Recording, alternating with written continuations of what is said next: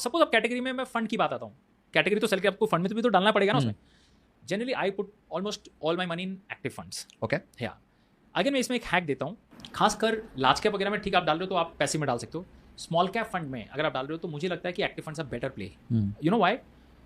एक चीज़ और इसमें भी मैंने एक चीज़ सीखा है, अगर स्मॉल कैप इंडेक्स बहुत नीचे है देन एक्टिव से ज़्यादा go with small cap index fund. Okay, just 250 small cap 250 small cap market बहुत नीचे है, स्मॉल कैप टूटा हुआ है, then don't go with an active fund, go with a small cap passive fund. You know why? जब market ऊपर चलता है ना तो अच्छी कचरा कंपनी सब चलती है।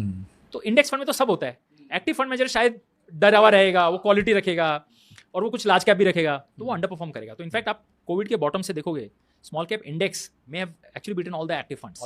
बट जब एक बार ऊपर आज जैसे हम लोग स्मॉल कैप में बहुत रिच वैल्यूएशन पे ट्रैक कर रहे हैं, तो now most of your money should be in active small cap funds. Why? Because all good fund managers have quality companies in the portfolio. All good fund managers may be little worried and may have 10-20% large cap also. तो जब market गिरेगा तो index तो वैसा का वैसा ही टूटेगा।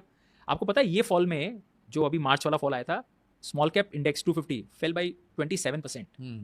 Active funds आप देख लो बहुत कम गिरे हैं कंपैरेटिवली, 17-18 गिरे होंगे काइंड ऑफ थिंग। तो आपका 10% बच गया आपका।